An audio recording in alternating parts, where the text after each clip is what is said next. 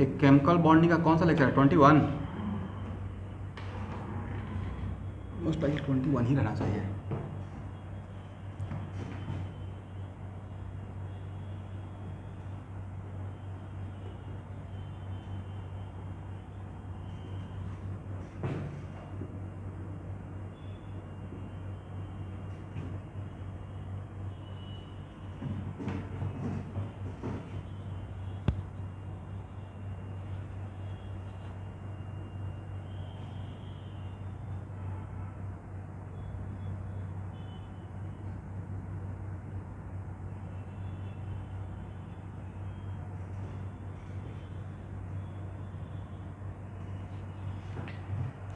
Back bonding.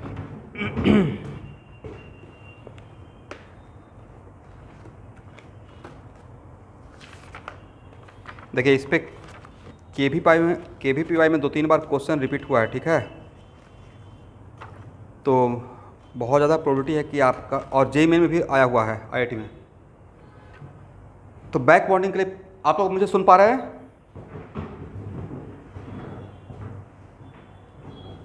Okay okay. तो hardly 2 class, मतलब एक क्लास है, एक और क्लास होगा तो केमिकल बॉन्डिंग मोटा मोटी ख़त्म, ठीक है। तब फिर हम लोग 2 क्लास ऑर्गेनिक केमिस्ट्री का ही रखेंगे। अच्छा, एक इम्पॉर्टेंट बात डिस्कशन करना था स्टूडेंट कि अभी रुकिए इस चीज़ को यहाँ पे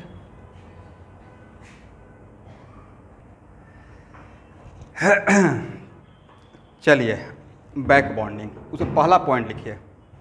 sometimes paired of electron, sometimes paired of electron, unpaired नहीं बोल रहा हूँ, पेयर्ड अप बोल रहा हूँ, paired of electron transfer from filled atomic orbital, transfer from filled atomic orbital to vacant atomic orbital, to vacant atomic orbital, transfer from filled atomic orbital to vacant atomic orbital of adjacent atom.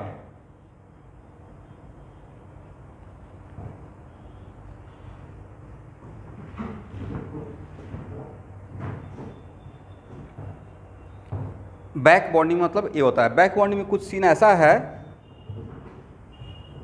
कि किसी के पास खाली डब्बा रखा हुआ है और आपके पास स्वीट्स है, मिठाई है, आप उसको अपने स्वीट्स को उस खाली डब्बे में डाल रहे हैं दूसरे को, समथिंग लाइक दिस, राइट। एक और पॉइंट बनाइए, इसमें क्वेश्चन बहुत बार आया हुआ है, बहुत इंपॉर्टेंट है। Yes, sometimes paired up electron may transfer from filled atomic orbital of an atom to vacant atomic orbital of adjacent atom. कहाँ से कहाँ तक? जरा से इस बात के गहराई में जाइए, डेप्थ में जाइए। मतलब दो, कहने का सेंस ये हुआ ना कि 2 एडजेसेंट एटम है, राइट। कुछ ऐसा नहीं लग रहा कि 2 एडजेसेंट एटम है, right.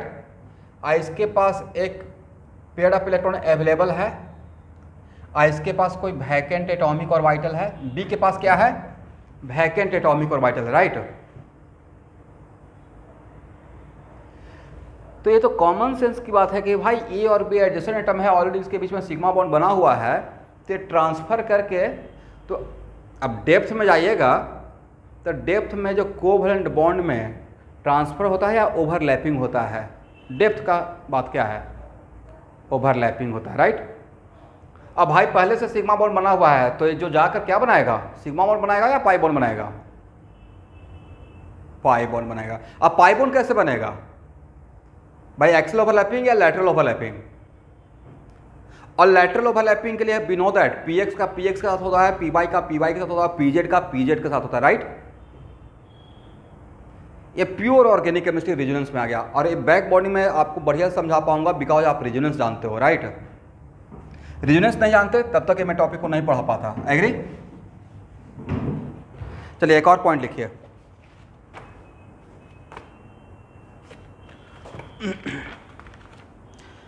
Second point, back bonding generally takes place, back bonding generally takes place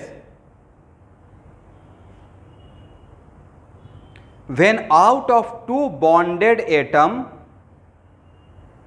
back bonding generally, first point को ही सेकेंड पॉइंट रिपीट करके थोड़ा मॉडिफाई कर रहा हूं। Back bonding generally takes place when out of two bonded atom, when out of two bonded atom one of the atom has vacant orbital, one of the atom has vacant orbital,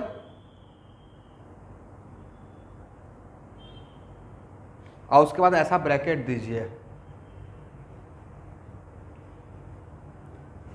generally this atom is from second or third period, generally this atom is from second or third period,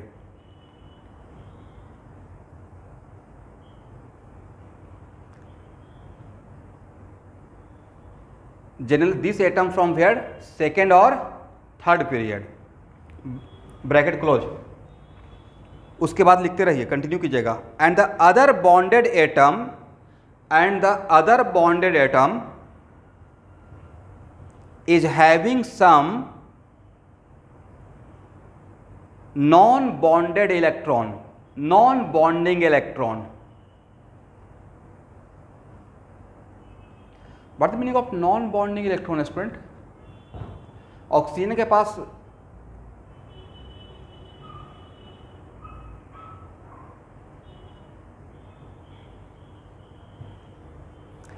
yes, those electrons which are responsible for bonding but are still not involved in bonding, मतलब valence electron का बचा हुआ electron, right. ये 1 साल पुराना कहानी हो गया अब हम लोग के लिए, जब इलेक्ट्रॉनिक कॉन्फ्यूजन पढ़ रहे थे, राइट। लिखिए, कहाँ तक लिखे थे, है vacant atomic orbit, generally this atom is from second और third period, bracket close, and the other bonded atom is having some non bonded electron, non bonded electron,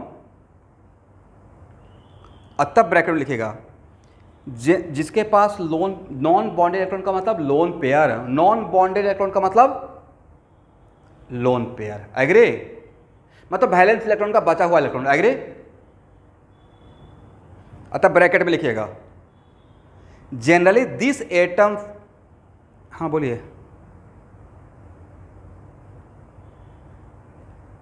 generally this, मैंने बोला, and the other bonded atom is having some non bonded electron, अतः bracket शुरू करना है, generally this atom from second period, generally this atom from second period.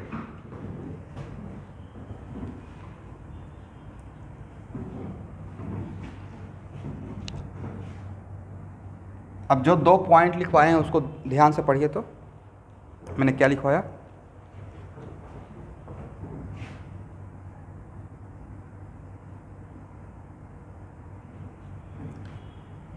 देखिए student, ध्यान सुनिएगा। 2 adjacent atom है, इसके पास कुछ इलेक्ट्रॉन बचा हुआ है, एग्री।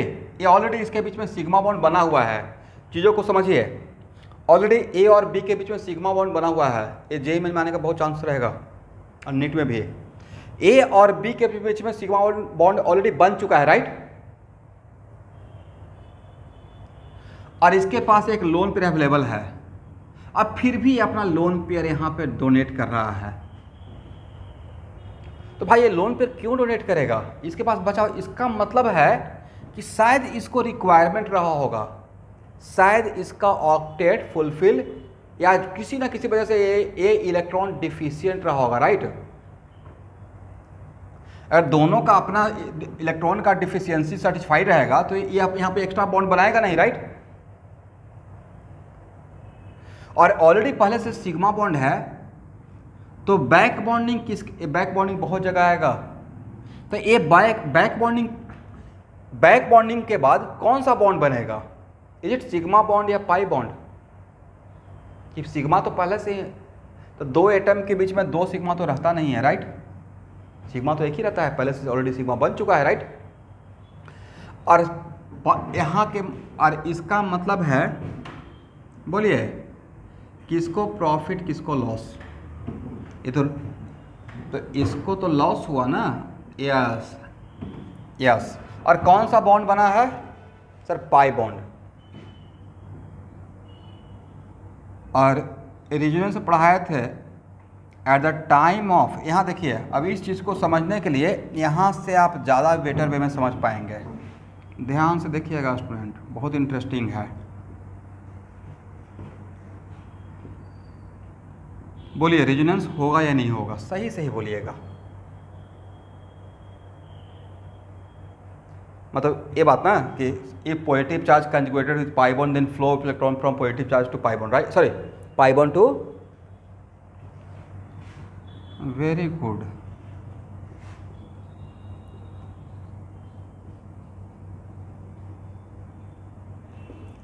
तो ये तो दिखाने के लिए दिखा दिए, बट रेजोनेंस क्या ऐसे सच में एरोस के थ्रू होता है या ओवरलैपिंग होता है?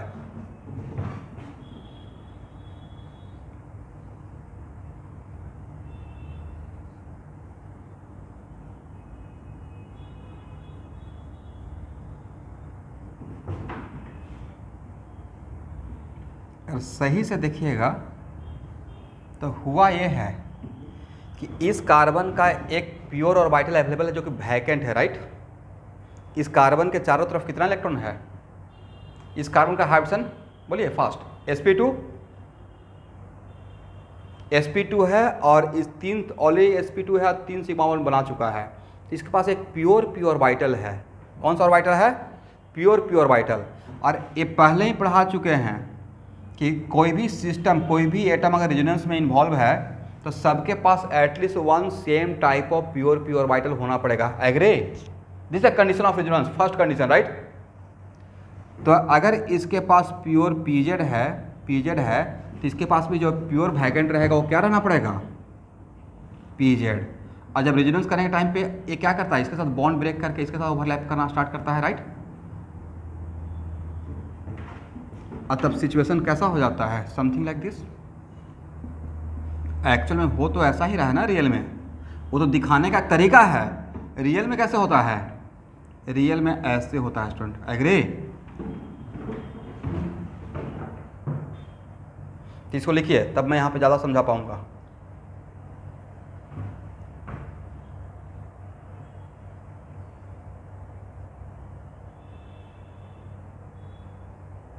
और हो जाएगा तो बोलिएगा।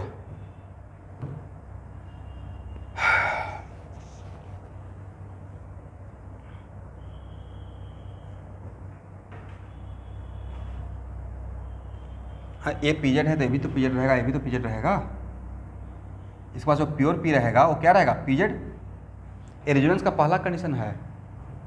Those atom participate in resonance must have at least one same type of pure orbital, right.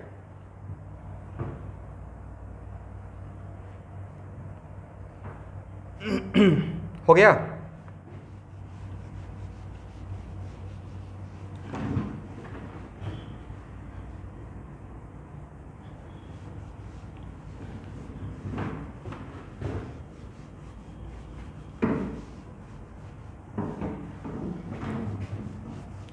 अब देखिए,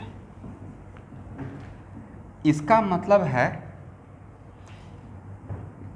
कि ये पाई बॉन्ड बनाने में दोनों इलेक्ट्रॉन बी दे रहा है, तो डैम श्योर इसके पास, और देकर क्या बना रहा है? Pi bond. इसका मतलब ए के पास क्या रहा होगा? एक वैकेंट ऑर्बिटल। अब बी के पास यहाँ पे इलेक्ट्रॉन इन्वॉल्व रहा होगा, और ए इट इज़ काइंड ऑफ, दोनों इलेक्ट्रॉन कौन डोनेट कर रहा है? इसके पास वैकेंट ऑर्बिटल था, बी के पास अवेलेबल था। किसी पर्पस के लिए इसने दोनों इलेक्ट्रॉन यहाँ पे डोनेट किया और ओवरलैप किया, एग्री। और एक कैसा ओवरलैपिंग हुआ, इज इट एक्सियल ओवरलैपिंग या लैटरल ओवरलैपिंग? Lateral overlapping. तो बैक बॉन्डिंग में यही होता है कि किसी के पास लोन पेयर अवेलेबल रहता है और किसी दूसरे के पास एडजेसेंट एटम के पास एक वैकेंट ऑर्बिटल रहता है, और वो vacant orbital it is more और less it is kind of pure p या नहीं तो प्योर डी रहता है, जिसका लैटरल ओवरलैपिंग से पाई बॉन्ड बनता है। क्या बनता है? Pi bond. यहां दिखा दीजिएगा। अभी यहाँ पे आप बोल सकते हैं कि सर ये तो it is kind of coordinate bond के जैसा है, नहीं?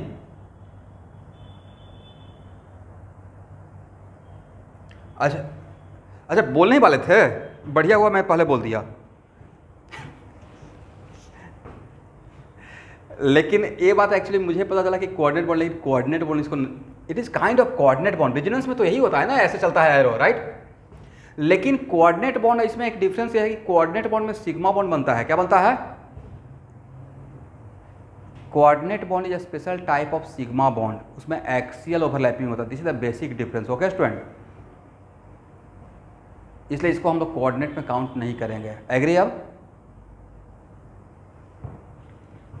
इसलिए कोई ऐसे आपको काउंटर करेगा तो बोलेगा कि ठीक है, मान लीजिए कि कोऑर्डिनेट बॉन्ड के जैसा है क्योंकि बोथ बॉन्ड पे electron donated by B only, but coordinate bond में जनरली हम लोग coordinate bond is a special type of sigma bond, उसमें एक्सियल ओवरलैपिंग होता है। बट इसमें क्या, कौन सा ओवरलैपिंग हो रहा है? लैटरल ओवरलैपिंग हो रहा है, ठीक है ना?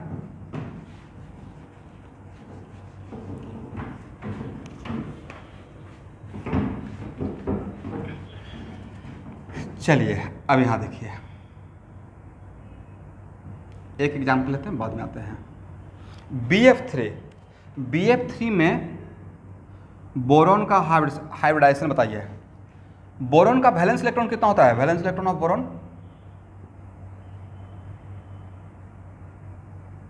3। तो मैक्सिमम कितना बॉन्ड बना पाएगा बोरॉन? और इसका हाइब्रिडाइजेशन बताएं, sp2 ना। और हाइब्रिड ऑर्बिटल स्टूडेंट कौन सा बॉन्ड बनाता है? Sigma bond, right? ये रेजोनेंस बताए थे, hybrid orbital never make pi bond, right? तो चलिए sp2 है तो 120 120 120 रहेगा। कितना रहेगा? 120 120 120। और बोरॉन के चारों तरफ according to Lewis dot structure कितना इलेक्ट्रॉन है? Total electron around boron equal to what? 6। इसका मतलब बोरॉन क्या हो गया? Electron deficient, agree?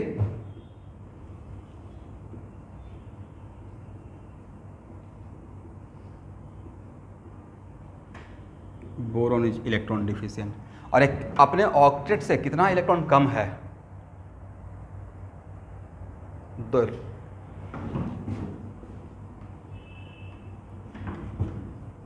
It is 2 electron deficient. It is 2, एक कह सकते हैं 2 electron less than octet, right?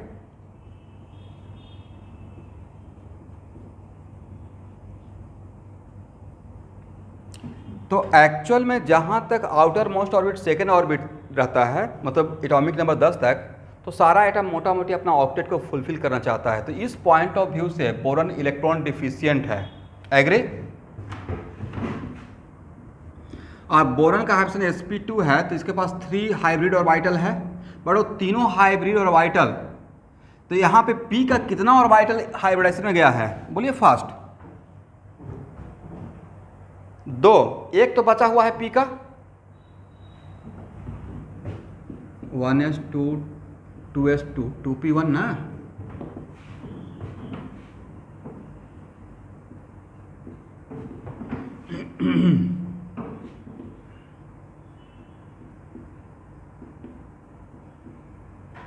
चलिए इलेक्ट्रॉनिक कॉन्फिगरेशन का यहाँ पे थोड़ा सा हम लोग को फायदा मिलेगा। बोलिए बोरॉन 3 बॉन्ड बनाता है ग्राउंड स्टेट में या एक्साइटेड स्टेट में? ग्राउंड स्टेट में तो इसके पास एक ही अनपेयर्ड रहेगा, राइट। इसका मतलब बॉन्ड बनाने के टाइम पे बोरॉन को किस स्टेट में जाना पड़ेगा, एक्साइटेड स्टेट में, तभी इसके पास 3 अनपेयर्ड रहेगा, राइट। तो एक और ऑब्जेक्टिव सॉल्व हो गया, boron showing valency equal to 3 in ground state या excited state, excited state, agree.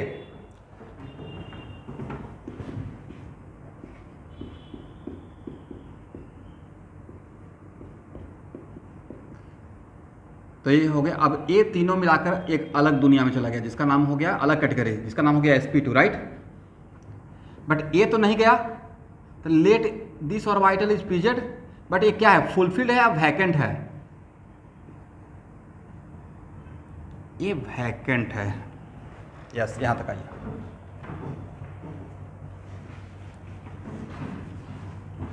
देखिए इससे स्लो मैं नहीं जा सकता हूं, आप लोगों को कहीं पर प्रॉब्लम हो रहा है तो क्वेश्चन पूछना है कि सर यहाँ पे क्या होगा। यहाँ तक समझ में आया है?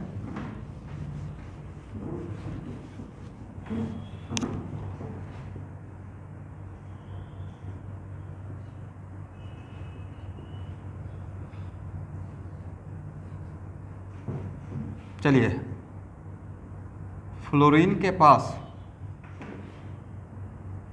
ऑल फ्लोरीन के पास लोन पेयर अवेलेबल है नहीं, और फ्लोरीन का ऑलरेडी ऑक्टेट फुलफिल है, एग्री। 2 2 4 2 6, यहाँ पे 2 8, बट इसका वैकेंट है, इसका ऑक्टेट फुलफिल नहीं है, करेक्ट। और ध्यान से सुनिएगा, यहाँ भी तो रेजोनेंस होता है, यहाँ पे रेजोनेंस होगा या नहीं होगा। If positive charge conjugated with lone pair then flow electron from lone pair to positive charge, बोल सकते हैं ना। ओके, इसका मतलब है कि लोन पेयर इसके पास है, तो ये पॉजिटिव चार्ज के साथ करता है या इसका वैकेंट ऑर्बिटल के साथ करता है, लैटरल ओवरलैपिंग करेगा। तो इस कार्बन के पास क्या है, वैकेंट ऑर्बिटल। सेम सिचुएशन तो यहां भी तो है, इसके पास एक वैकेंट ऑर्बिटल है और यहां पे लोन पेयर अवेलेबल है, एग्री। इसका मतलब ये हुआ कि यहां का one of the lone pair अपने आप को प्योर पी में लेके जाएगा, कहाँ लेके जाएगा, प्योर पी। और अगर लेट इट इज पीजेड, तो ये भी अपने आप को किस में कन्वर्ट कर लेगा, पीजेड में कन्वर्ट कर लेगा, करेक्ट। और ऐसे भी फ्लोरीन का इलेक्ट्रॉनिक कॉन्फिगरेशन लिखेंगे, और जहाँ पे फ्लोरीन वैलेंसी 1 शो करता है, ऐसे फ्लोरीन ऑलवेज वैलेंसी 1 ही शो करता है, 1s2 2s2 2p5, राइट।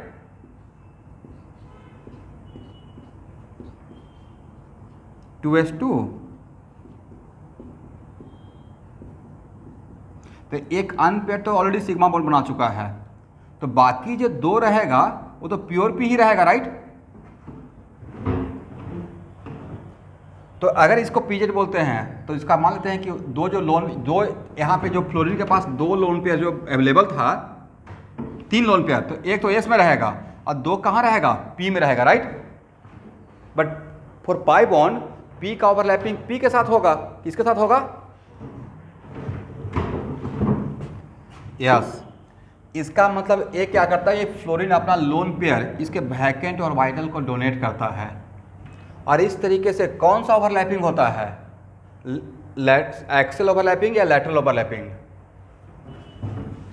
तो लगता है sir it is kind of resonance, exactly it is resonance, okay.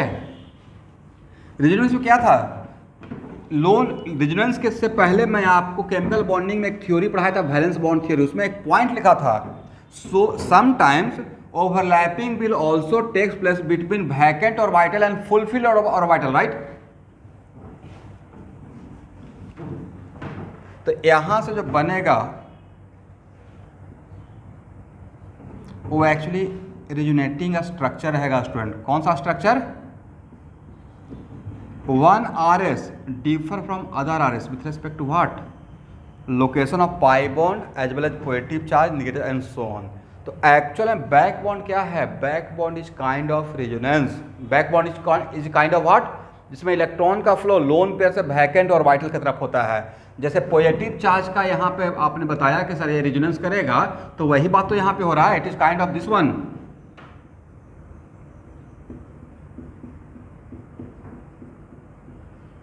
लेकिन अगर डायरेक्टली आपको दिखाते तो आप एग्री नहीं करते, क्योंकि आप लोग तो पढ़े हुए how to write resonating structure. अब यहाँ पे लोन पेयर है और बाकी कोई पॉइंट में मैच करेगा नहीं, तो मैं जो जितना भी पॉइंट लिखे हैं उसके गहराई में जाइएगा तो उसमें एक पॉइंट ये भी था, lone pair of positive charge के साथ, राइट। लेकिन पॉजिटिव चार्ज के अंदर क्या था, वैकेंट और वाइटल, राइट। क्या इसका मतलब resonance will also takes place between lone pair and vacant orbital, agree. Resonance will also takes place between lone pair and vacant orbital. तो ए एक दूसरे का क्या है, ए एक दूसरे का रेजोनेटिंग स्ट्रक्चर है, जिसमें इलेक्ट्रॉन का फ्लो कहाँ से हुआ है, फ्लोरीन से बोरॉन की तरफ, राइट। इसी को हम लोग बोल रहे हैं बैक बॉन्डिंग। क्या बोल रहे हैं, तो बैक बॉन्डिंग का क्राइटेरिया को सेटिस्फाई करा, 2 लाइन का डिफिनेशन था। बैक बॉन्डिंग में एडिशन एटम के पास क्या होना चाहिए, वैकेंट और वाइटल, एग्री। और दूसरे के पास लोन पेयर अवेलेबल रहना चाहिए, करेक्ट ना। और जिसके पास लोन पेयर अवेलेबल रहेगा वो जनरली सेकेंड पीरियड से रहता है। कौन सा पीरियड से, सेकेंड पीरियड।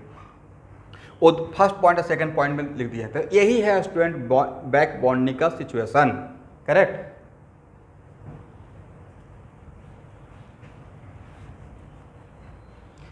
तो बैक बॉन्डिंग इज 90% मोर और less it is kind of resonance. Back bonding में 90% it is kind of what, resonance, जहां पे इलेक्ट्रॉन का flow from where to where, बोलिए एक बार कम से कम आप लोग भी, लोन पेयर से वैकेंट और वाइटल, यस।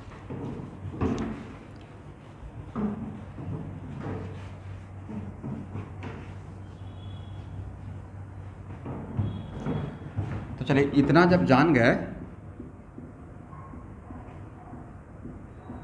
तो सिर्फ ए फ्लोरीन बैक बॉन्डिंग करेगा, सिर्फ ए फ्लोरीन बैक बॉन्डिंग करेगा, सिर्फ ए फ्लोरीन बैक बॉन्डिंग करेगा, या तीनों करेगा।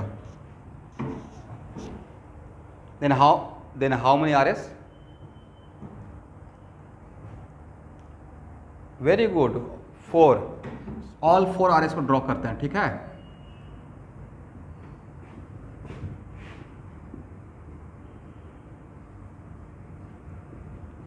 देखिए तो सही है। और बैक बॉन्डिंग करने से फ़ायदा क्या हुआ स्टूडेंट, यहाँ देखिए, बैक बॉन्डिंग से करने से फ़ायदा यह हुआ कि बोरॉन का जो ऑक्टेट फुलफिल नहीं हो रहा था वो थोड़ा फुलफिल होना शुरू हो जाएगा। 2, 2, 4, 2, 6, 2, 8, राइट।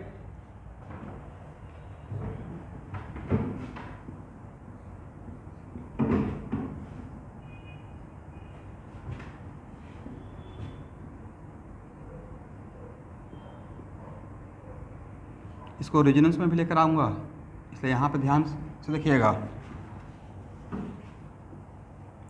तो बोर यहाँ देखिए स्टूडेंट, ए बताइए,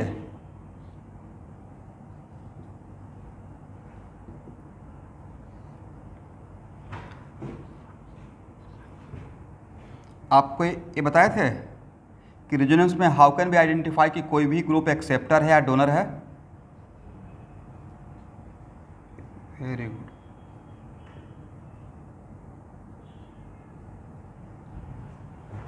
ए हो गया आर एस फर्स्ट, ए भी है आर एस फर्स्ट, ए भी है आर एस फर्स्ट, ए है आर एस सेकेंड, ओके, ये है आर एस थर्ड और ये है R S fourth. The what is the resonance hybrid,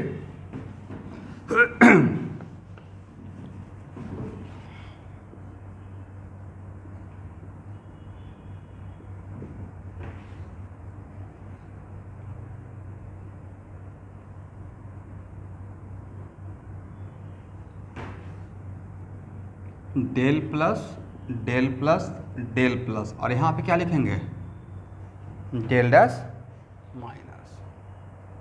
ये हो गया resonance hybrid, agree.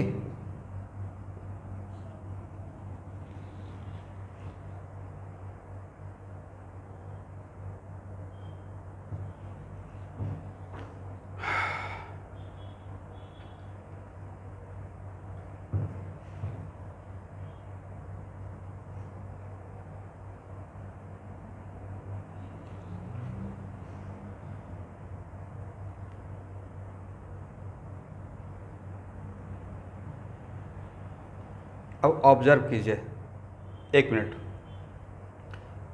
Bye back bonding boron का इलेक्ट्रॉन डिफिशियंसी ज़्यादा हुआ या कम हुआ?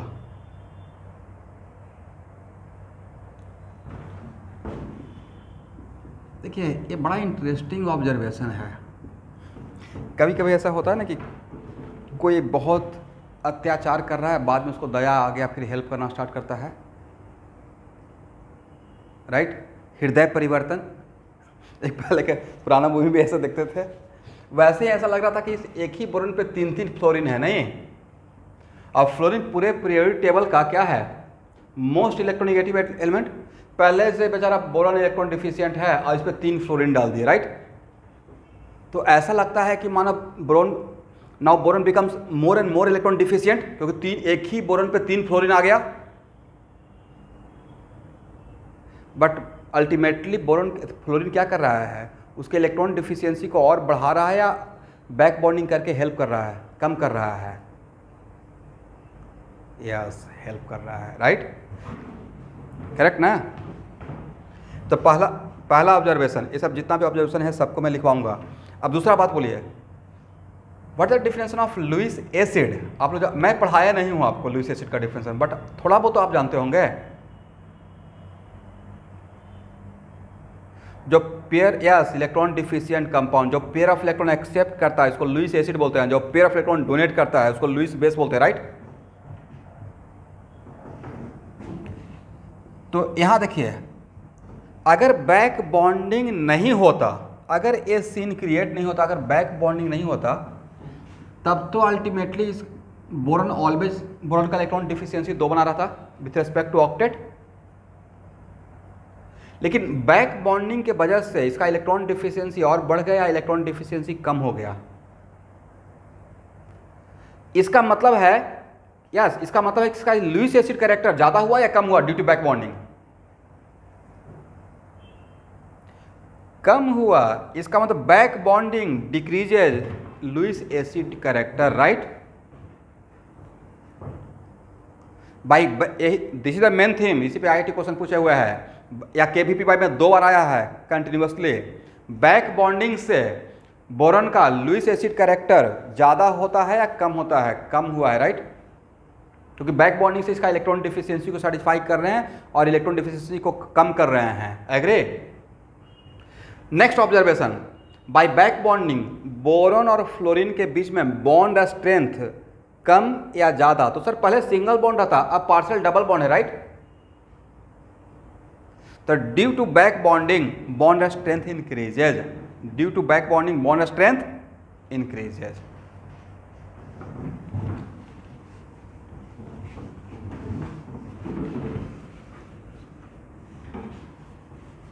तो 2-3 पॉइंट लिखिए, तो उसके बाद इस पर एग्जाम्पल लेना स्टार्ट करूंगा।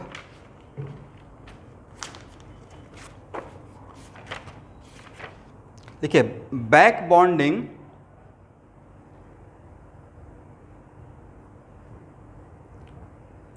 इन्फ्लुएंसेस, मतलब बैक बॉन्डिंग किसको किसको इन्फ्लुएंस कर सकता है, चेंज कर सकता है। चेंज करने का मतलब, 1 मिनट मैं बोल देता हूँ। इन्फ्लुएंस करने का मतलब ज़्यादा भी करना होगा, कम भी करना होगा, ठीक है? चेंज करने का मतलब क्या, ज़्यादा भी हो सकता है और कम भी हो सकता है, तो depending upon situation. Back bonding influences, influence, ठीक है?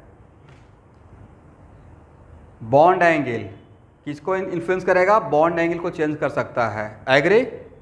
प्रूफ कर दूंगा। Second, bond length, due to back bonding bond length ज़्यादा या कम आपके सामने है? कम। Very good. Bond order increases, bond length decreases, right? तो back bonding influences bond angle, comma bond length, comma state of hybridization, state of hybridisation, comma stability, comma acidic character as well as basic character. इतना चीज़ों को back bonding influence कर सकता है, change कर सकता है। Agree?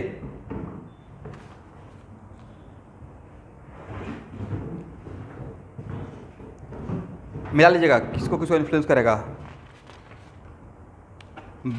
Bond angle, bond length, hybridisation, stability, acidic character and basic character. Agree?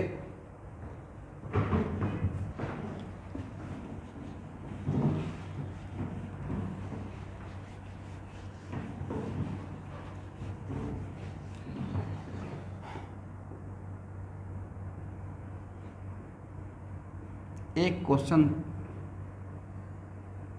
2-3 जगह आया हुआ है, 2 बार KVPY में आया हुआ है, जो मैं कोई एग्जाम्पल ले रहा हूँ, ठीक है।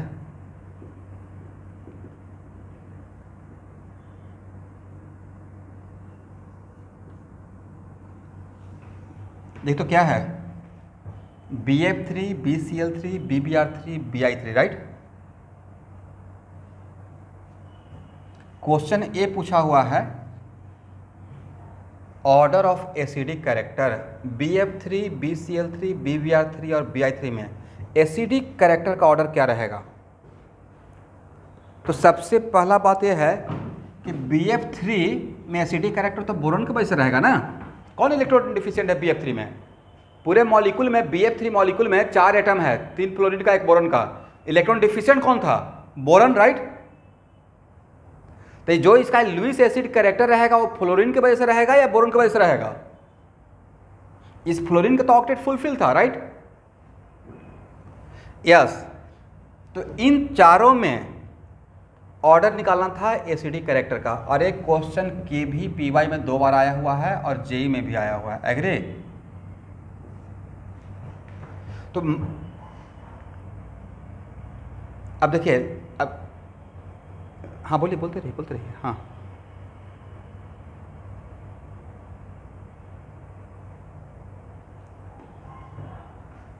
ये वेदांत का आंसर है।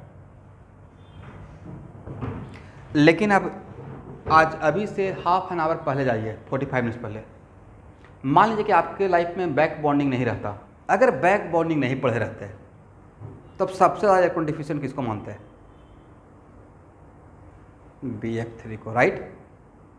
इसलिए देखिए चीज़ों को, अगर बैक बॉन्डिंग नहीं पढ़े रहते तो आप सबको तो यही लगता ना कि बोरॉन पे 3 फ्लोरीन है, तो पहले से इलेक्ट्रॉन डिफिशिएंट है, 3 फ्लोरीन है, तो और भी मच मोर इलेक्ट्रॉन डिफिशिएंट हो जाएगा, राइट। तो लगता क्या सबसे ज़्यादा एसिडिक कैरेक्टर रहता, सबसे कम है। बट अभी क्या लग रहा है, तो एक्चुअल में सबसे ज़्यादा बैक बॉन्डिंग किस में हो रहा है? इसमें हो रहा है, राइट। वजह इसमें 2p ओवरलैपिंग हो रहा है, नहीं समथिंग लाइक दिस। एग्री? इसमें क्या हो रहा है? 2p 3p। इसमें क्या हो रहा है? 2p 4p। इसमें क्या हो रहा है? 2p 5p। ये तो पहले से ही हम लोग जानते थे, राइट। बहुत पहले पढ़ाए थे। सबसे ज़्यादा एक्सटेंट ऑफ लैटरल ओवरलैपिंग है, तो यही होता है ना लैटरल ओवरलैपिंग। सबसे ज़्यादा ओवरलैपिंग इसमें होगा। और उतना छोड़िए सर, आप तो रेजोनेंस भी पढ़ लिए। रेजोनेंस में when comparison in the same group, when comparison in the what? Same group. तो लोन पेयर डोनेटिंग पावर के लिए क्या इलेक्ट्रॉन नेगेटिविटी देते हैं या साइज फैक्टर? तो जिसका साइज छोटा उसका इलेक्ट्रॉन डोनेटिंग पावर ज़्यादा, right, according to this concept. This is the वजह कि सबसे ज़्यादा बैक बॉन्डिंग किसमें होगा? BF3 में। और सबसे कम बैक बॉन्डिंग किसमें होगा? BI3 में। इसका मतलब सबसे कम बैक बॉन्डिंग से इलेक्ट्रॉन इस बोरॉन को मिलेगा और सबसे ज़्यादा बैक बॉन्डिंग से इलेक्ट्रॉन इस बोरॉन को मिलेगा। तो बैक बॉन्डिंग किसको ज़्यादा हेल्प किया? BF3 को। इसका मतलब इन चारों बोरॉन में से सबसे ज़्यादा इलेक्ट्रॉन डिफिशिएंट बोरॉन ए रहेगा, सबसे कम इलेक्ट्रॉन डिफिशिएंट बोरॉन ए रहेगा। तो जिसका जो बोरॉन इलेक्ट्रॉन डिफिशिएंट ज़्यादा रहेगा उसका लुईस एसिड कैरेक्टर ज़्यादा रहेगा, राइट। जितना बात बोल रहे हैं उसको आपने खुद के लैंग्वेज में लिख लीजिएगा घर पे। सारे बातों को लिखवा नहीं सकता हूँ, राइट। इसका मतलब है कि पहला point extent of back bonding का ऑर्डर क्या रहेगा? सबसे ज़्यादा बैक बॉन्डिंग किस में होगा? तो sir extent of back bonding तो ये रहेगा, राइट।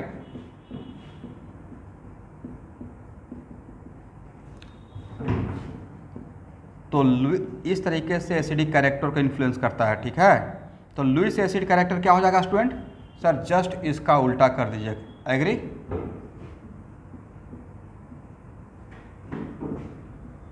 जिस बोरॉन को बैक बॉन्डिंग से ज़्यादा इलेक्ट्रॉन मिला उस बोरॉन का इलेक्ट्रॉन डिफिशिएंसी कम रहेगा। This is the correct answer. किसी को डाउट?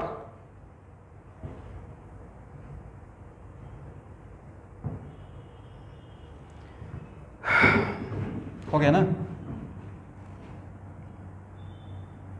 हटाए?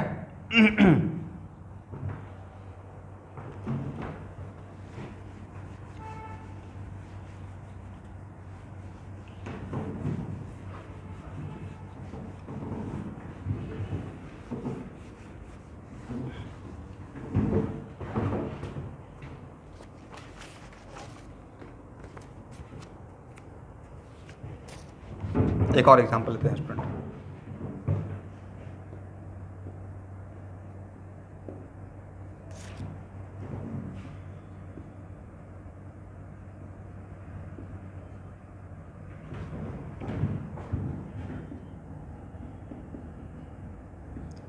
कार्बन के जस्ट नीचे कौन होता है? Silicon, right. इसका नाम क्या? Sir trimethyl amine, right. Trimethyl amine.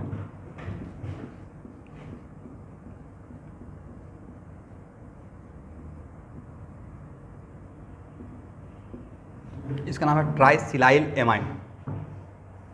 ये जो एग्जांपल है वो जेईई IIT का क्वेश्चन बैंक में आपको मिल जाएगा, पूछा हुआ है। क्वेश्चन ये है, B is a planar molecule. B is a planar molecule and does not behave as Lewis base. B is a planar molecule and does not behave as a Lewis base. On the other hand,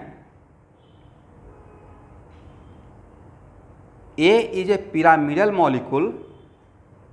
On the other hand, A is a pyramidal molecule and behave as a Lewis base and behave as a Lewis base. Explain.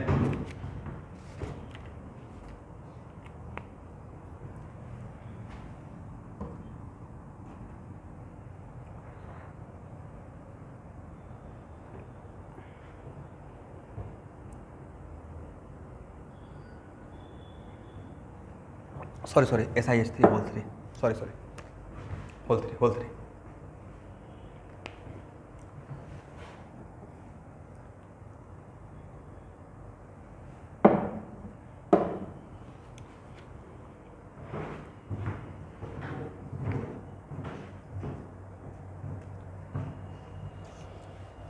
आप लोग इसको सोचेंगे या मैं solve करूं?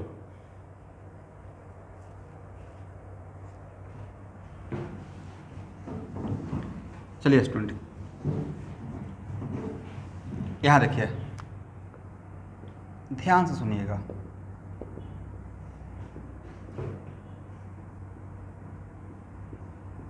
इसमें nitrogen का hybridisation बताइए। तो सर इसका कोऑर्डिनेशन नंबर तो 3 है, ऐसे निकालते हैं ना। और लोन पेयर 1 है, तो स्टेरिक नंबर कितना हो जाएगा? 4। Then hybridisation becomes what? sp3।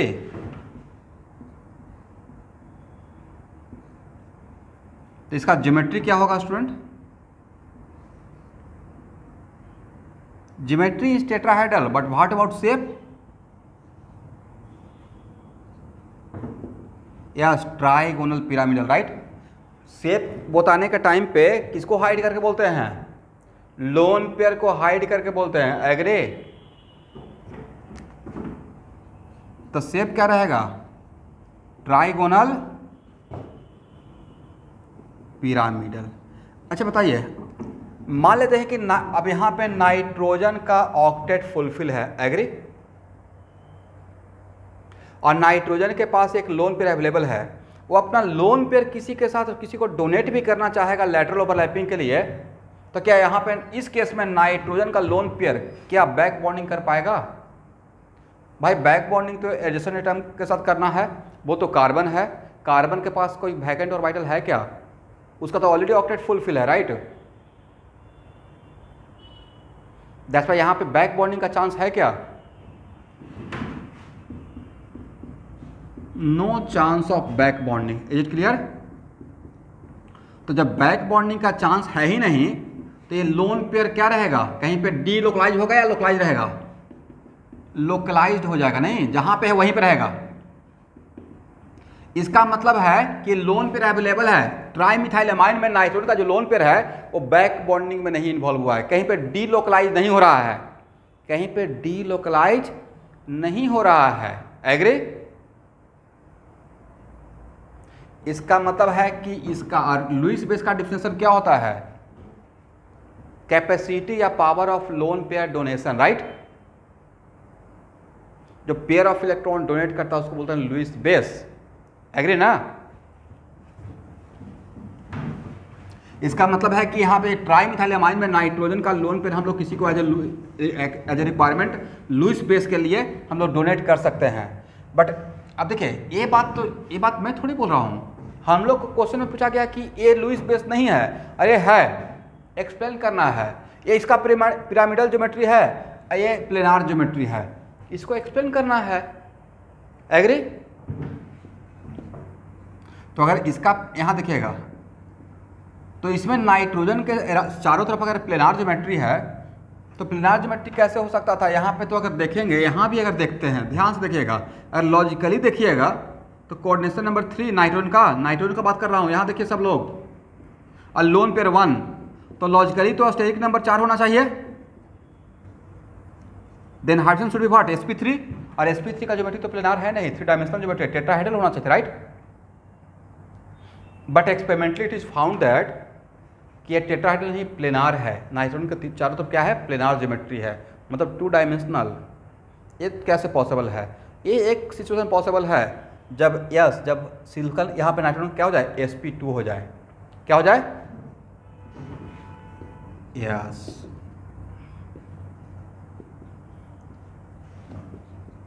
तो सर ये कैसे पॉसिबल है? तो ये पॉसिबल है स्टूडेंट। देखिए सिलिकॉन का हर इलेक्ट्रॉनिक 1s2, 2s2, बोलिए 2p6, 2s2, 3s2, और क्या बोलिए? बोलते ही नहीं हैं। यही है ना? 1s2, 2s2, 2p6, 3s2, 3p2। तो सिलिकॉन में थर्ड ऑर्बिट इन्वॉल्व हो गया। अरे तो पक्का पता है कि थर्ड ऑर्बिट में एक वैकेंट ऑर्बिटल d भी रहता है। तो actually in case of silicon nitrogen का लोन पेयर 2p और इसका 3d, कौन सा p? 2p एंड 3d के बीच में p and d lateral overlapping होना स्टार्ट होता है। कौन सा ओवरलैपिंग? p एंड d के बीच में लैटरल ओवरलैपिंग। और ड्यू टू दिस रीजन यहाँ पे पाई बॉन्ड बनता है, और उस पाई बॉन्ड का फॉर्मेशन क्या होता है? p एंड d ओवरलैपिंग से।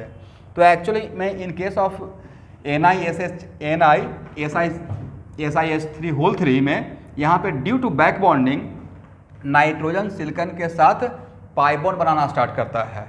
It is kind of resonance. Resonance में इलेक्ट्रॉन का फ्लो लोन पेयर से वैकेंट ऑर्बिटल की तरफ। कहाँ से कहाँ? लोन पेयर से vacant orbital. Agree?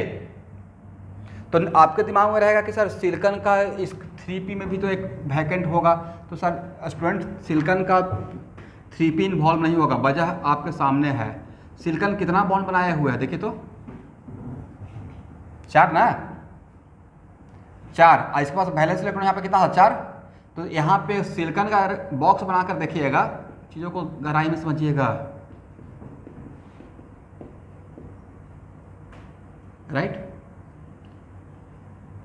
3s2, 3p2, तो एक्चुअल में एक इलेक्ट्रॉन तो यहाँ आ चुका है। ये चारों मिलकर ऑलरेडी सिलिकॉन अपना sp3 कर चुका था। sp3 हाइड्रोजन ऑलरेडी 4 वैलेंसी थी। इसका मतलब p में कोई जगह खाली नहीं था। खाली कहाँ पे था? 3d में। एग्री?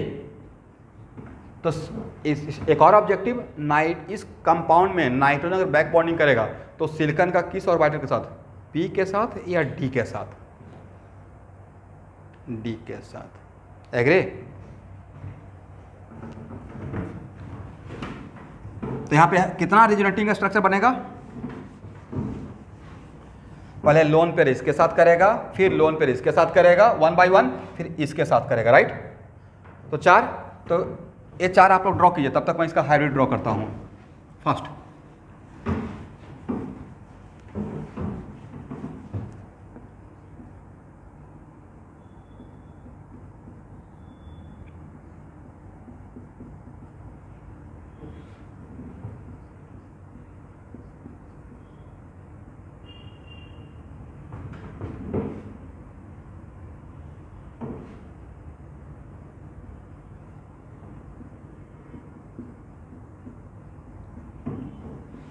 एक तो सही है।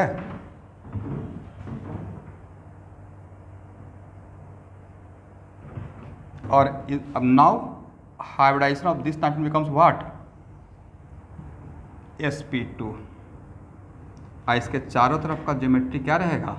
प्लेनार रहेगा, राइट? इसी क्वेश्चन में एक और क्वेश्चन क्या पूछा जाएगा? तो यहाँ पे नाइट्रोजन के पास इलेक्ट्रॉन अवेलेबल है क्या?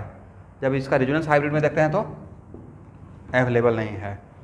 बट जब इसके साथ कंपेयर करते हैं तो इसमें नाइट्रोजन का लोन पेयर कहीं पे डीलोकलाइज हुआ है? क्या रेजोनेंस में गया? नहीं गया। तो यहाँ पे अवेलेबल है, बट यहाँ पे अवेलेबल नहीं है। एग्री?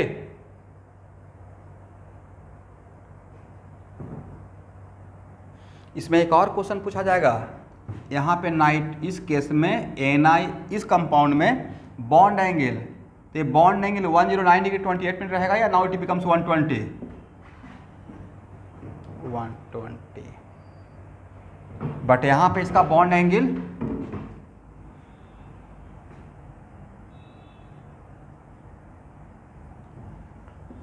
होना तो उतना ही चाहिए था, लेकिन आसपास 107 के आसपास होगा, राइट? Just like ammonia.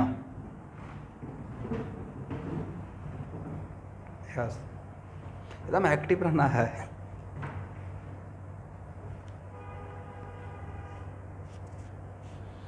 तब अब यहाँ पे इसका सारा स्टोरी समझ में आ गया? जो क्वेश्चन था उसका एक्सप्लेनेशन, किसी को डाउट?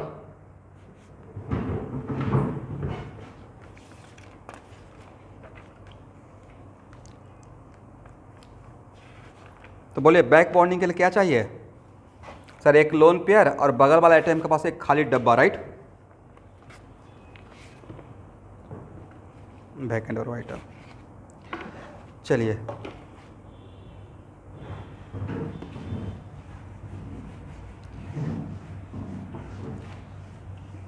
ऐसे अभी जो क्वेश्चन आपको एक दे रहे हैं उसके लिए बहुत अर्ली हो जाएगा, ये बहुत बाद में आएगा, अभी रियल टाइम नहीं है। बट फिर भी मैं इस क्वेश्चन को देना चाह रहा हूँ,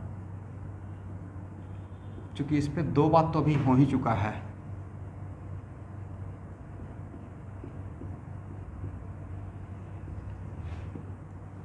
ए और बी में एक बेसिक डिफरेंस बताइए तो।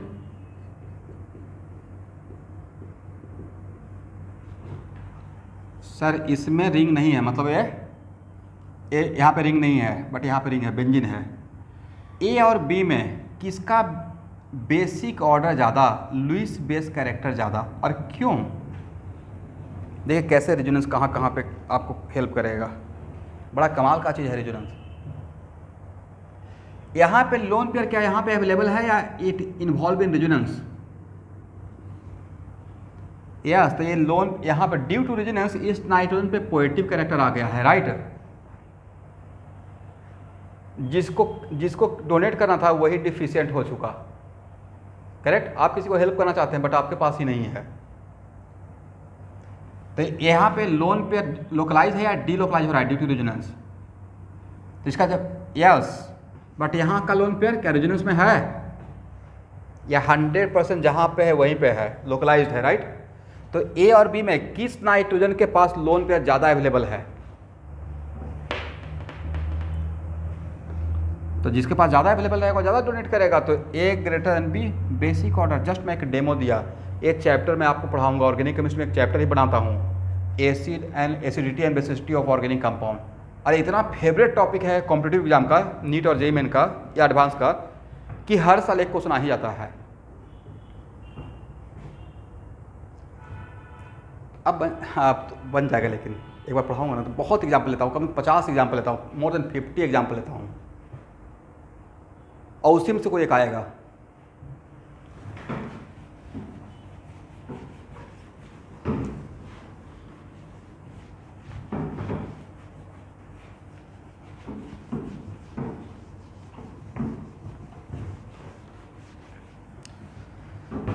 चलिए याद रखिएगा इस एग्जाम, अभी जो एग्जाम्पल ले रहे हैं उसको ऑर्गेनिक केमिस्ट्री में कहीं पे यूज करूंगा। यहाँ पे बैक बॉन्डिंग का चांस है या नहीं है? Is there any possibility of back bonding?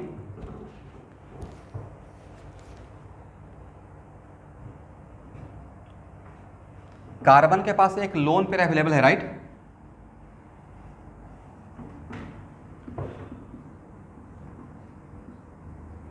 Carbon के पास कोई वैकेंट ऑर्बिटल है? सर वैकेंट तो है नहीं, कोऑर्डिनेशन नंबर कार्बन का 3 है और निगेटिव का मतलब 1 लोन पेयर, तो hydrogen becomes what? sp3, right? तो अगर ध्यान से देखेंगे तो sp3 मतलब sp3 का 4 ऑर्बिटल, एक तो ये है, एक ये है, एक ये है और एक निगेटिव है, तो कोई भी कार्बन का 4 ऑर्बिटल में से कोई भी खाली है?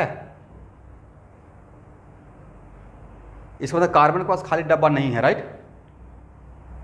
तो अब यस क्लोरीन के पास है, बोलिए कौन सा? 3D, not 3p, 3D। तो यहाँ पे बैक बॉन्डिंग होगा किसके बीच में? याद रहेगा? सिर्फ आज के लिए याद रहेगा या आज से 2 महीने के बाद भी याद रहेगा? क्योंकि मुझे रिक्वायरमेंट होगा आज से 2 महीने के बाद। तो यहाँ पे there is a back bonding from carbon to chlorine, किसके बीच में? 2p and 3D। क्या बोलिएगा? तो सर 2p आप क्यों बोल रहे हैं? यहाँ तो इसका sp3 था, तो भाई रेजोनेंस करने के टाइम पे वो हाइब्रिड से प्योर पी में शिफ्ट होता है, right? At the time of resonance lone pair shifted from where to where? Hybrid orbital to pure orbital. Agree?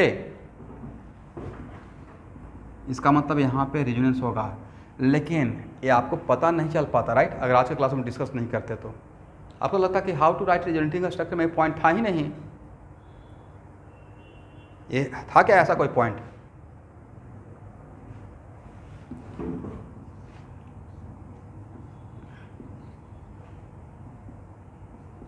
तो कितना RS बन जाएगा due to back bonding? 4। Draw कर लीजिए।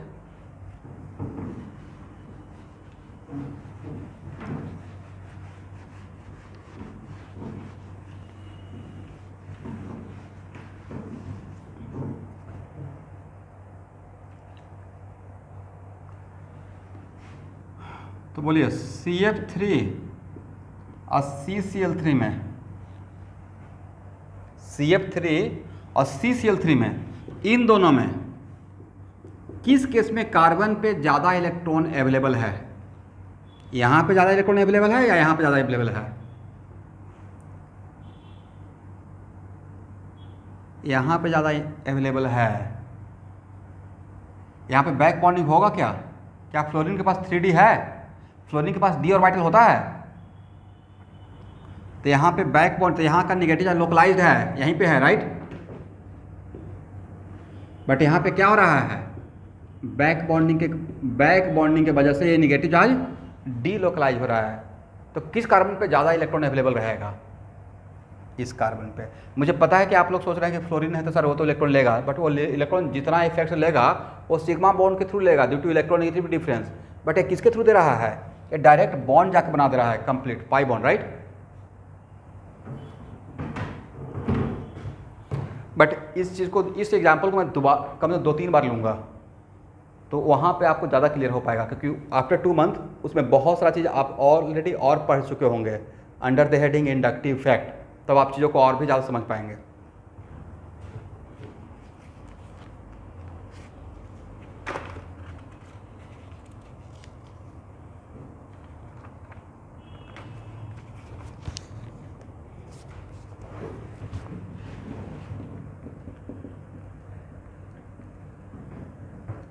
यहाँ देखिए PF3 और PS3 में बॉन्ड एंगल का ऑर्डर क्या होगा? How to compare bond angle, ये ऑलरेडी मैं पढ़ा चुका हूँ, राइट? याद है ना? एक हेडिंग बनाया था how to compare bond angle, वहाँ पे एक रूल पढ़ाया था ड्रैगो रूल। ऐसा कोई रूल पढ़ाया था ड्रैगो रूल? ठीक, तो पहले तो वहाँ से कंपेयर करके बताइए कि किसका बॉन्डिंग ज़्यादा होगा, और सेकेंडली इन दोनों में किस में बैक बॉन्डिंग होगा, किस में बैक बॉन्ड नहीं होगा। तो देखिए इसमें बैक बॉन्डिंग हो रहा है, तो बैक बॉन्डिंग किससे किसके बीच में होगा? इसमें अगर बैक बॉन्डिंग हो रहा है तो कौन इलेक्ट्रॉन डोनेट कर रहा है और कौन ले रहा है? फ्लोरीन के पास तो वैकेंट ऑर्बिटल है ही नहीं, राइट? तो इसके पास वैकेंट है 3D और इसके पास लोन पेयर अवेलेबल है। तो ड्यू टू बैक बॉन्डिंग इसमें sp2 के जैसा कैरेक्टर, ऐसा सिचुएशन क्रिएट होगा, right? Del plus del plus del plus और यहाँ पे डेल डैश माइनस। तो अगर इस टाइप का कैरेक्टर होगा तो नहीं लगता कि 120 की तरफ शिफ्ट होगा मोटा मोटी, ऑलमोस्ट। दैट्स व्हाई इसका बॉन्ड एंगल ज़्यादा होना चाहिए।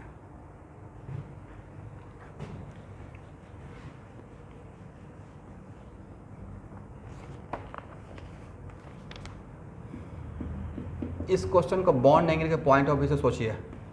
OSIS3 होल 2 एंड वो CH3 होल 2, मतलब ये ईथर है just like this CH3O CH3 और ये है SiS3O SiS3। तो इन दोनों में बॉन्ड एंगल का ऑर्डर क्या रहेगा और क्यों रहेगा?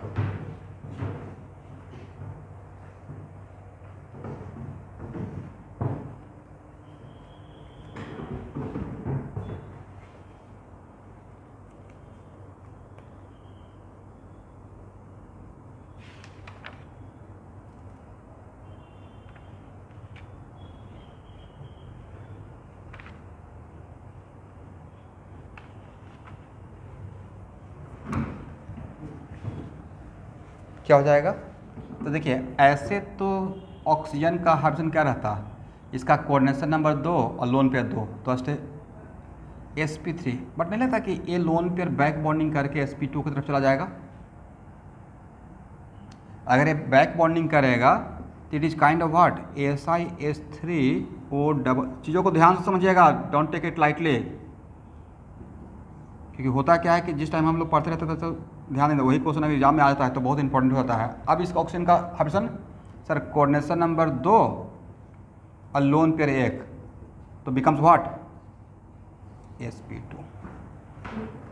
sp2 रहेगा तो मोर और लेस 120 की तरफ शिफ्ट होगा, राइट? बट यहाँ पे बैक बॉन्डिंग का चांस है क्या? नहीं है। तो बॉन्डिंग का ऑर्डर ही होना चाहिए। तो अब नेक्स्ट क्वेश्चन, बैक बॉन्डिंग किसी मॉलिक्यूल को स्टेबलाइज करता है या डीस्टेबलाइज करता है?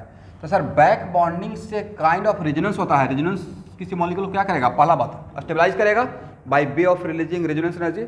सेकेंड बात, बैक बॉन्डिंग से मॉलिक्यूल के अंदर बॉन्ड ब्रेक होता है और भी एक्स्ट्रा बॉन्ड बनता है। तो मॉलिक्यूल के अंदर अगर ज़्यादा बॉन्डिंग होगा, मॉलिक्यूल तो कॉमन सेंस की बात है ना, मॉलिक्यूल के अंदर ज़्यादा बॉन्डिंग हो रहा है तो चीज़ें डीस्टेबलाइज हो रहा है या और भी स्टेबलाइज हो रहा है? इसका मतलब back bonding increase the stability of the molecule, पहला पॉइंट हो गया। Next, back bonding acidic character को ज़्यादा करता है या कम कर देता है? कम कर देता है, right? What about basic character? Basic character को भी कम करता है, राइट? ठीक है ना? बॉन्ड एंगल को जनरली इंक्रीज कर देता है, राइट? बोलिए हाँ, बॉन्ड एंगल को इंक्रीज करता है, यस। नेक्स्ट, बॉन्ड स्ट्रेंथ को इंक्रीज कर देता है और बॉन्ड लेंथ को डिक्रीज कर देता है, राइट? In general. तो एक एक करके पॉइंट लिख लेते हैं।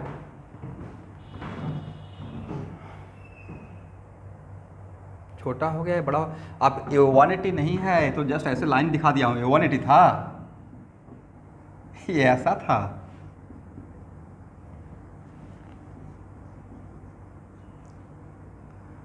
ये तो जस्ट मैं दिखाने के लिए है। इसका ऑप्शन sp3 है ना, तो sp3 के लिए कैसा रहेगा तब ऐसा रहेगा ना, ऑलमोस्ट 104 के आसपास है, right.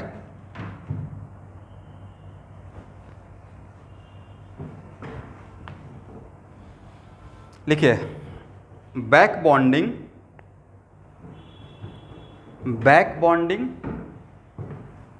increases stability of the molecule, comma,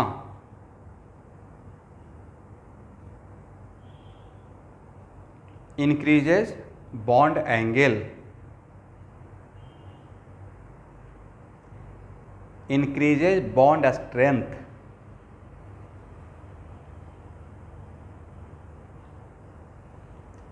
decreases bond length, decreases Lewis acidic character,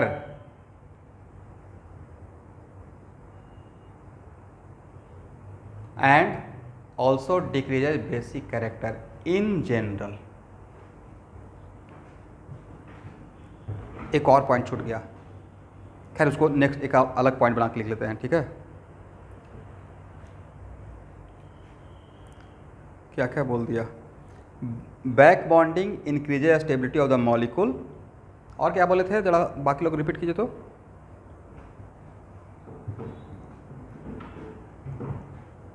increases bond strength, increases bond angle, increases bond, decreases bond length,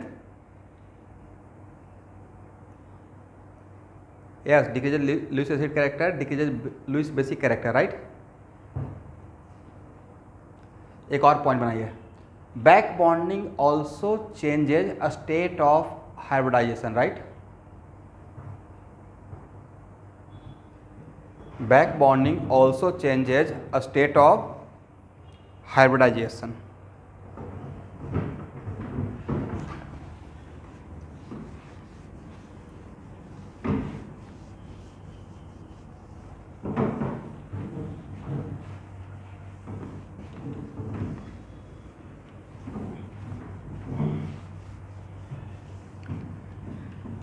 चलिए, तो ये था मोटा मोटी कॉन्सेप्ट किसका, बैक बॉन्डिंग का। अब लिखिए electron deficient bond.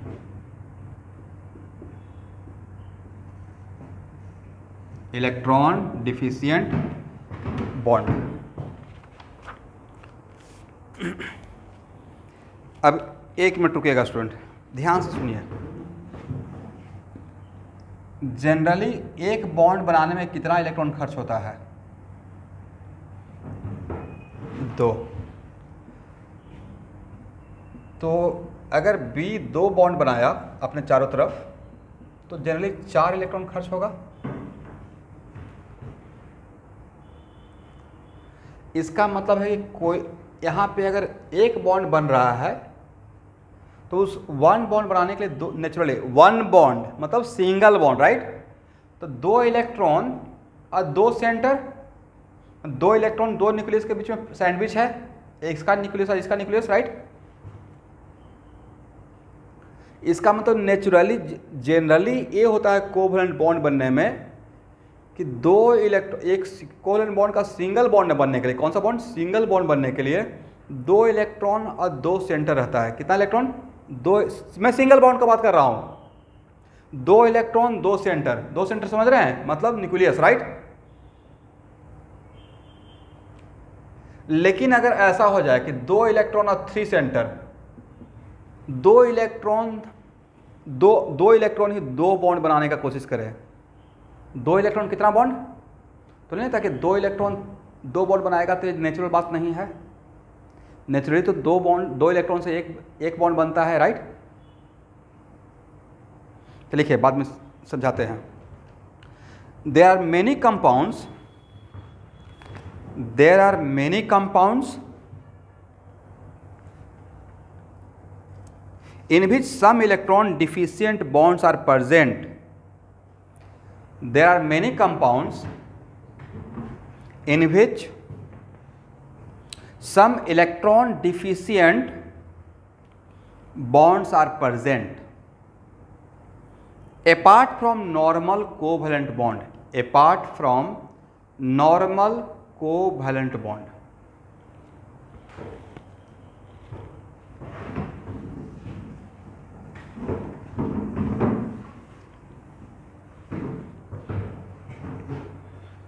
Apart from normal covalent bond or coordinate bond.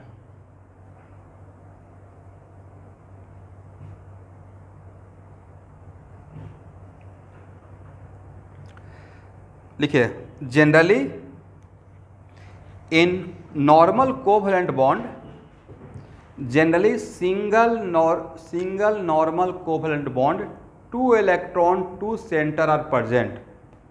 2 electron और कितना सेंटर, एक सेंटर इधर न्यूक्लियस और एक सेंटर इधर, right. Yes, generally in normal single covalent bond 2 electron 2 center are present. 2 electron 2 center का मतलब ये है शुभांकर, यहां देखिए कितना इलेक्ट्रॉन, यहां देखिए एक नॉर्मल सिंगल कोवैलेंट बॉन्ड में 2 ही इलेक्ट्रॉन से तो बनता है.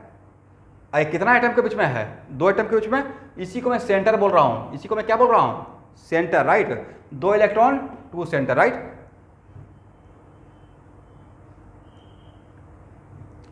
लिखिए, ब्रैकेट में लिख लीजिएगा 2 इलेक्ट्रॉन 2 सेंटर, ऐसे लिख लीजिएगा 2 इलेक्ट्रॉन 2 सेंटर, ब्रैकेट में ऐसे लिख लीजिए, comma. In electron deficient bonds, in electron deficient bond less number of electron than expected. In electron deficient bond less number of electrons with respect to expected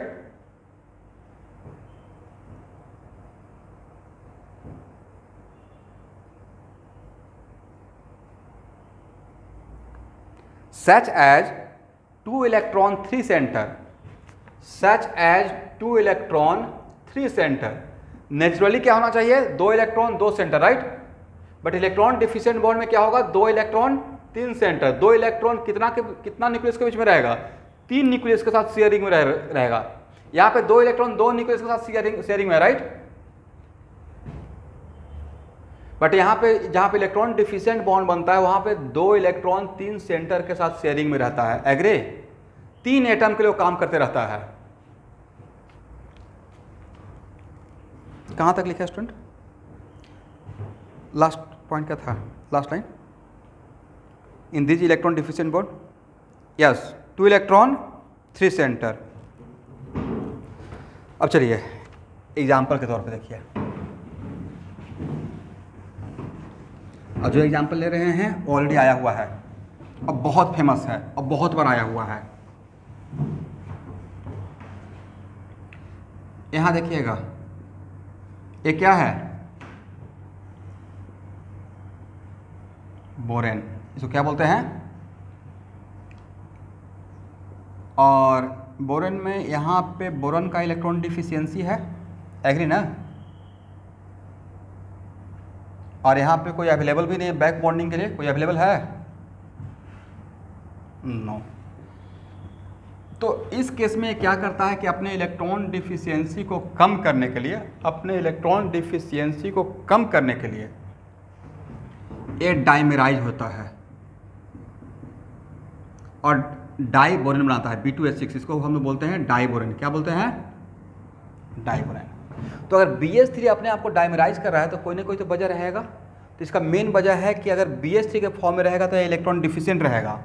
but B2H6 के case में किसी न किसी तरीके से अपने इलेक्ट्रॉन डिफिशियंसी को पूरा करता है. एग्री.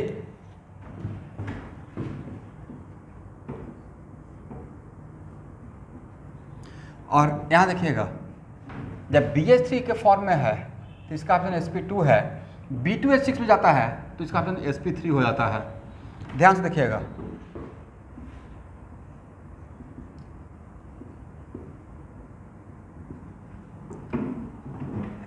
यहाँ देखिए ये 2 इलेक्ट्रॉन, ध्यान से देखिएगा बहुत इंपॉर्टेंट है, ये 2 इलेक्ट्रॉन किसके बीच का बॉन्ड का है, किस बॉन्ड का, बोरॉन और हाइड्रोजन, राइट। और ये 2 इलेक्ट्रॉन किसके बीच का है, बोरॉन और हाइड्रोजन। ये देखिए क्या कर रहा है, ये इस जो सिग्मा बॉन्ड बनाए हुए हैं इसी का यूज इस बोरॉन के ऑक्टेट को पूरा करने के लिए कर रहा है। एग्री। इसका मतलब है कि ये 2 इलेक्ट्रॉन से कितना सिग्मा बॉन्ड बना लिए, 2 ना, एक इसके साथ एक इधर भी बनाने की कोशिश कर रहे हैं, राइट। इसका मतलब ये 2 इलेक्ट्रॉन और कितना centre, 1 2 3, right, 2 electron 3 nucleus, right. और यहाँ ये क्या करेगा, इस इलेक्ट्रॉन से इसका ऑक्टेट फुलफिल करेगा, तो ये यहाँ का इस सिग्मा बॉन्ड का ही ऐसे करता है। एग्री। और इस तरीके से इसका सिचुएशन कुछ ऐसा बन जाता है।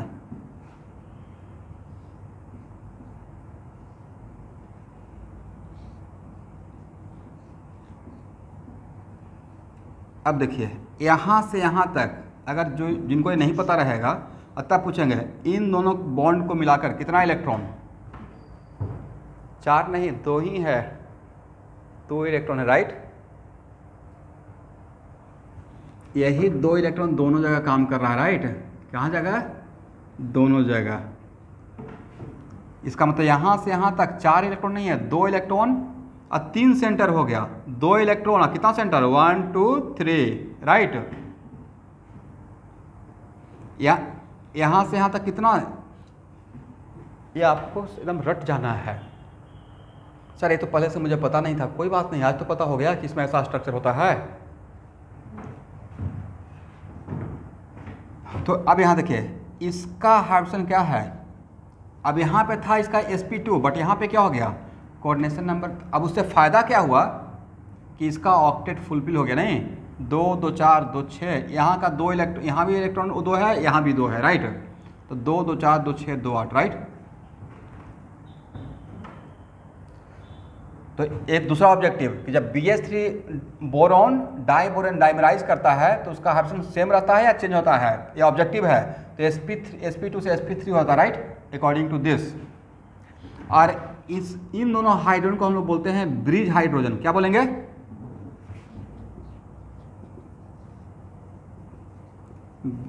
ये आया हुआ क्वेश्चन है जो मैं बोल रहा हूँ, ब्रिज हाइड्रोजन।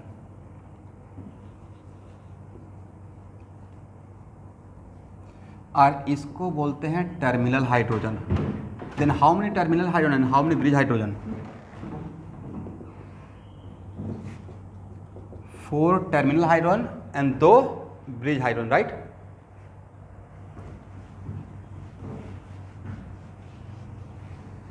चलिए, और यहाँ देखिए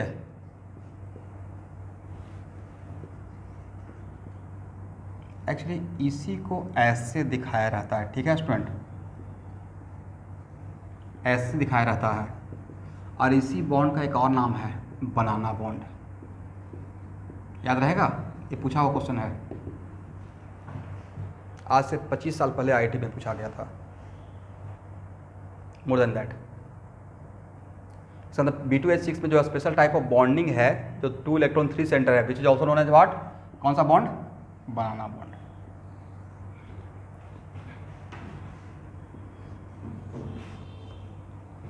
Yeah, it is kind of its shape.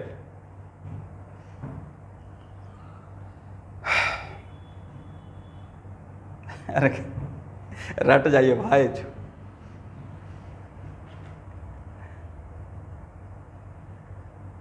मतलब लुक्स लाइक, मतलब अब थोड़े है कि एडजस्ट सर, तो अब तो एकदम फ्रूट्स है, खाने का है, ये सब छोड़िए, कहानी आएगा तो 4 मार्क्स मिल जाएगा, कैरियर बन गया, राइट। यहाँ तक समझ में आया, इसमें बहुत कुछ अभी बाकी है। चलिए शुभांकर, अब मेरा एक कन्फ्यूजन ये है कि कन्फ्यूजन मैं अपना बता रहा हूँ आपको। sp3 का हम लोग बेज प्रेजेंटेशन दिखाए थे, याद है, sp3 कार्बन का बेज प्रेजेंटेशन कैसा था कि सर 2 एटम को अगर एक प्लेन में रखेंगे तो बाकी 2 एटम ऐसे रहता है, एक ऊपर एक नीचे, राइट। वेरी गुड, देखिए पहले से कुछ कुछ पढ़े हुए तो कितना फायदा हो जाएगा। इस बोरॉन का क्या हो गया sp3। अगर ये दोनों एटम को व्हाइट बोर्ड के प्लेन में रख दें, कहाँ रख दें, व्हाइट, तो ये दोनों हाइड्रोजन किधर रहेगा, वेरी गुड। यहाँ देखिए ये दोनों हाइड्रोजन का टर्मिनल हाइड्रोजन है, कौन सा, ये टर्मिनल देख पा रहे हैं। तो बाकी जो ब्रिज रहेगा वो क्या रहेगा, ऐसे रहेगा, नहीं। इसका मतलब है कि ये जो स्क्वायर बनेगा या रोम्बस जो भी, वो कैसा रहेगा, व्हाइट बोर्ड के प्लेन में रहेगा या व्हाइट बोर्ड के ऊपर और नीचे रहेगा। इसका मतलब इस रोम्बस का प्लेन और व्हाइट बोर्ड का प्लेन एक दूसरे पे परपेंडिकुलर रहेगा, राइट। आप लोग इमेजिन कर पाए या मैं ही समझ रहा हूं, वेरी गुड। अब नेक्स्ट क्वेश्चन पूछा हुआ है, यहां देखिए sp3 है तो इसका बॉन्ड एंगल, ये बहुत इंपॉर्टेंट है, sp3 है तो इसका बॉन्ड एंगल क्या होना चाहिए, 109 डिग्री 28 मिनट रहेगा भी। लेकिन ये क्या 109 डिग्री 28 मिनट रहेगा, ये तो इक्वल साइड है ना, दैट्स वाई होना चाहिए था 109 degree 28 minute, but it A square का फॉर्म में आता है तो रहता है 90 डिग्री, क्या रहता है, या कह सकते हैं 90 अगर नहीं भी रोम्बस भी रहेगा तो लेस देन 109 डिग्री 28 मिनट रहता है, एग्री। तो ए नेक्स्ट ऑब्जेक्टिव क्वेश्चन ए पूछा हुआ था कि अगर ए θ2 है और ए θ1 है तो θ2 θ1 में क्या रहेगा order, θ1 greater than what, θ2। This is objective. But इतना डेप्थ में जैसे अभी आपको एजुअल लग रहा है, बट आपको अगर ऐसे दे दिया जाएगा कि B2H6 में, ऐसे दे दिया जाएगा B2H6 में HTBHT, पहला बात तो कि HT ही समझ में नहीं आएगा, राइट, टर्मिनल हाइड्रोजन, और HBBHB, HB का मतलब कौन सा हाइड्रोजन, ब्रिज हाइड्रोजन। तो दो किसका एंगल ज़्यादा रहेगा, ये एंगल बाहर का एंगल बड़ा रहेगा और अंदर का एंगल छोटा रहेगा। वजह सर इसको थोड़ा कंप्रेस होना पड़ेगा रोम्बस या स्क्वायर टाइप में होने में, राइट। तो चलिए किस बॉन्ड में ज़्यादा स्ट्रेन रहेगा, एक है कि आपका नेचुरल सिचुएशन है कि आप ऐसे 109 में रहना चाहते हैं, कैसे नेचुरल है सिचुएशन होता है ना, स्प्रिंग का natural length, spring natural length में आना चाहेगा, स्ट्रेन नहीं रहेगा। जब स्प्रिंग नेचुरल लेंथ में रहेगा तो उसमें स्ट्रेन 0, राइट, और उसको नेचुरल लेंथ से डिवाइड करेंगे तो उसमें स्ट्रेन आ जाता है, एग्री। वैसे ही किसी बॉन्ड एंगल को 109 डिग्री 28 मिनट, ध्यान से सुनिएगा, 109 डिग्री 28 मिनट होना है और उससे आप कंप्रेस कर देते नहीं तो ये दोनों बॉन्ड में स्ट्रेन डेवलप हो जाएगा, यस। इसका मतलब इस बॉन्ड में और इस बॉन्ड में BHT और BHB स्ट्रेंथ किसका ज़्यादा रहेगा, बॉन्ड स्ट्रेंथ, ये ज़्यादा स्ट्रॉन्ग रहेगा, ये वीक रहेगा, राइट। तो स्ट्रेंथ वाइज अगर हम लोग बात करेंगे, बॉन्ड स्ट्रेंथ का मैं बात कर रहा हूँ, तो इसका स्ट्रेंथ ज़्यादा रहेगा, इसका स्ट्रेंथ कम रहेगा, ड्यू टू व्हिच स्ट्रेन, बोलिए एंगल स्ट्रेन, कौन सा स्ट्रेन, एंगल स्ट्रेन।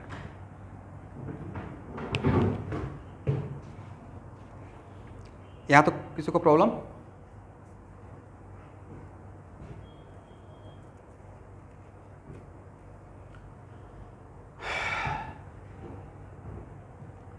तो इसमें B2H6 में इतना कुछ हम लोग को समझना था। और एक और ऑब्जेक्टिव जो ऑल इंडिया टेस्ट सीरीज जो चलते रहता है, तो इसमें पूछा गया था कि BHT और BHB सेम प्लेन में होता है या एक दूसरे का परपेंडिकुलर। इसका मतलब इसका प्लेन और इसका plane in the same plane या एक दूसरे के परपेंडिकुलर, ये बात को लिख लीजिए। टर्मिनल हाइड्रोजन और ब्रिज हाइड्रोजन एक दूसरे के परपेंडिकुलर प्लेन में होता है, राइट। इस बात को ऐसे ही लिख लीजिएगा जैसे मैंने बोला, टर्मिनल हाइड्रोजन और ब्रिज हाइड्रोजन एक दूसरे के रेस्पेक्ट में परपेंडिकुलर प्लेन, अलग अलग प्लेन में होता है। एग्री? ये अगर व्हाइट बोर्ड के प्लेन में है तो क्या रहेगा, उसके ऐसे रहेगा परपेंडिकुलर प्लेन में, एक ऊपर एक नीचे।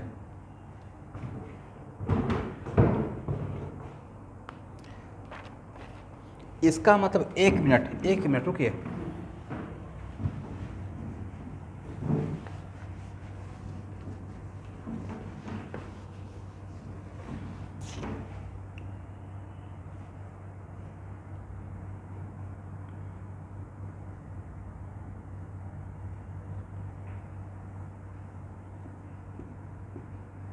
ध्यान से सुनिएगा,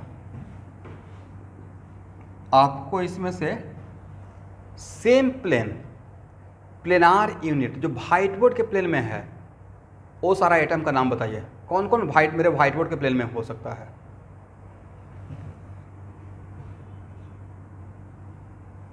हाँ या ना?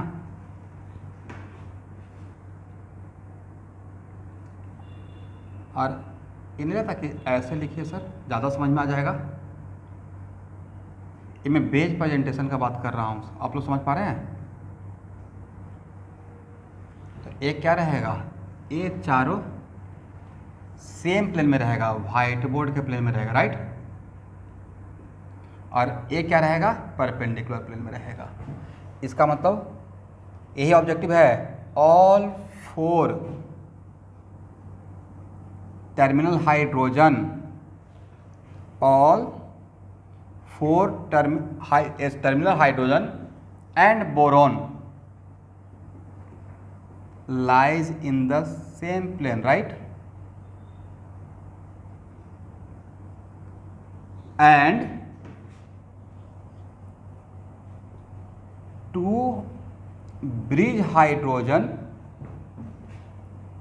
are perpendicular to that plane। कौन सा प्लेन, जो जिस प्लेन का मैंने बात किया।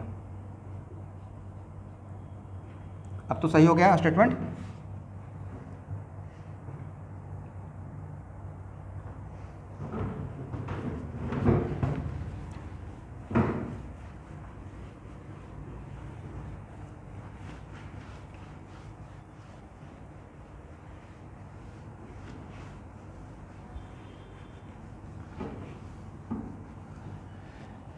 चलिए एक और एग्जाम्पल लेते हैं। नहीं, एग्जाम्पल लेते नहीं है, ये आपके लिए एग्जाम्पल दे के छोड़ देते हैं। BeS2, यहाँ देखिए,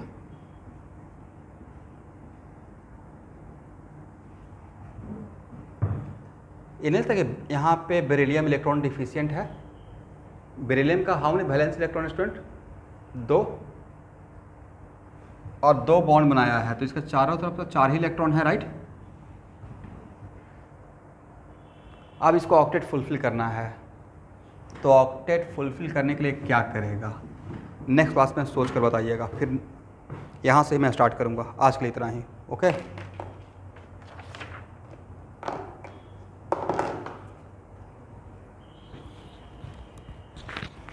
थैंक यू स्टूडेंट।